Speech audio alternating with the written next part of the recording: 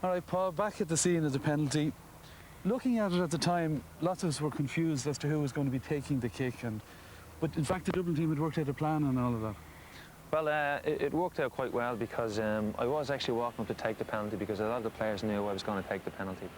Charlie met me halfway and he said, look, hang on, I'll give you the shout when to come up and take it. And they cleared all the players were out around the circle and out around the area, and I just walked in and put it down. Okay, so it was just you versus Conor Martin. And what was going through the head? Well, looking at 14 yards out, I knew that I had to put an awful lot of power into the shot. And as a footballer, you know that you have to get your knee over the ball to keep it low. And I was conscious of that when I was coming to strike the ball. But certainly with 62,000 people here in the last kick of the game, the goal looked a hell of a lot smaller than it is now. It even looks a bit bigger there now. Where did it actually hit the bar, Paul? Well, I was around here. Do you see what that crack is there, Des?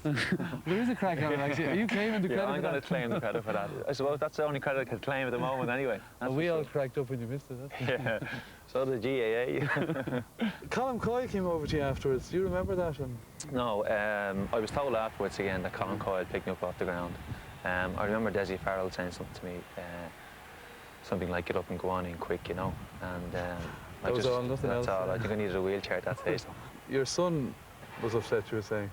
Yeah, I was just on the way out. My son, he's 5 years of age. He was crying, Jonathan, and I said to him, "What are you crying for?" You know, and he says, "Oh, Dad, you missed the penalty," you know. But he was really crying because everyone else was crying around him.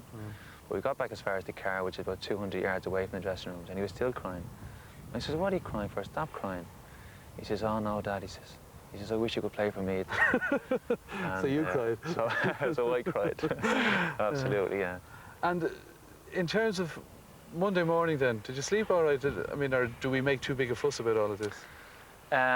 Did I sleep on Sunday? I tossed and turned, yeah. I didn't know whether to go up and face work in the morning, to be honest, and I think I made the right decision by going into work. And because at the end of the day, it's an amateur sport, and we all got to go to work the next day, and I could have taken the day off. The company were very good towards that, but I decided to go to work, and I was glad I went to work. And as you were saying, when you heard later on, there was a lot more tragic events. Absolutely. I mean, Paul McGurr up in the north. I mean, I think it puts life in its proper perspective. That you miss a penalty and life goes on. But a tragedy like that up there, you just can't. Words can't describe what the family are going through, I'm sure.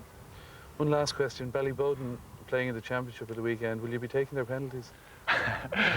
Absolutely not. No, I'm not going to make the same mistake twice. It wasn't that bad a kick, though. No, I know that. Yeah, it was. Sean Leary said to me, it was the greatest penalty ever missed. Well, John, you kind of helped him as well because you took some of the attention away from him in the newspapers this week by announcing your retirement. First of all, the penalty. Did you fancy him to score it? I did, yeah, right. I think I should have gone up and taken it now. I mean, how much worse could we have done? I would have walked up, brought my gloves with me because it was the last kick, put them in the goal beside Conor Martin, and then finished take the penalty. Congratulations on your 18 years career. How do you feel about it now? Are you emotional about it, or? Not really, a little bit emotional Sunday, to myself after the game. But I had my mind made up months ago that whatever happened this year, it was going to be the last, and give it a good go. And I'm very comfortable with the decision. I have no problem with it. It's a huge length of time to play, time span. Do you remember much about your first game in 1980? Tell us about it. Well, I mean, at the time I was working down in Wexford, and came home on Friday evening and to be told, come in train with the lads on Saturday morning. I said, yeah, this is great, because I played in the minor team the year before. Trained, took a few kick-outs. There was a lot of talk about, I think Mick O'Brien was going to play and go with them, and there was a guy from the Fianna, Niall Fitzgerald on the panel as well. Mick Kennedy had played in the 2 previous rounds. And after training, I was told, bring your gear on Sunday. This is great, And then I was handed the jersey on the Sunday morning in the dressing room. You were only a child, do you know that? You probably can't remember. Still am. Let me show you this, and you'll realise.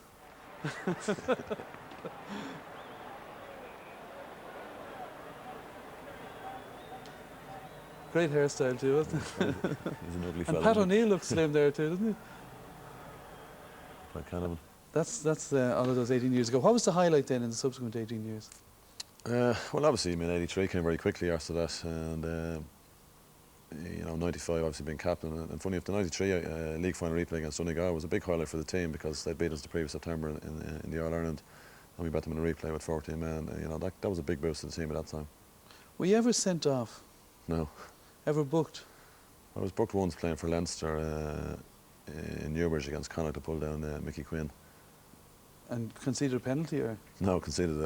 Well, unfortunately, it was over near the sideline when I did it. It was one of my rushes of blood to the head. And that was the only time you were ever booked? That's the only time I was booked. I'm Right. admitting to anyway. And what about your most embarrassing moment? Well, I mean, There's lots to choose yeah, from. there's a few. There's lots to choose from. Yeah, I mean, the 1990 Leinster final, Conor Moore scored a goal in the first minute where I dropped the ball. There was a lot of debate. Was he in the square? Did he push me? He pushed him in. It was a mistake. And was he on in my the hand. square? Of course, he was in the square. Yeah, only for I made him a big name because of it. The '89 match against Cork, the ball went off my chest. I got a penalty from that, and they went on to beat us. And finally, what now? Some people, a lot of people are talking about that you should be management material. Well, maybe so. I mean, I think, sometimes if it was a change of management, you jump into, previous All-Ireland winning players, but I'm certainly not going into it. I'm not interested in the short term. Whatever happens in a couple of years' time, we'll just have to wait and see. Okay, well, best of luck in the future, and thanks for all you've done for, I shouldn't say that as a dub now, but for everyone. Let's finish and just remind you of some of your matches that you did enjoy. John O'Leary's, the good days.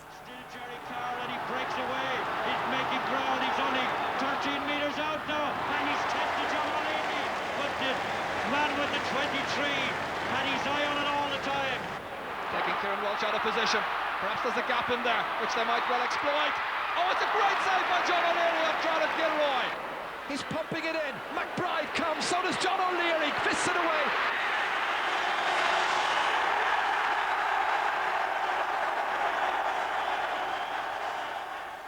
Well, let's look ahead to Sunday now. There is football action in 3 provinces, but our live match, the first one, is the Munster football semi-final.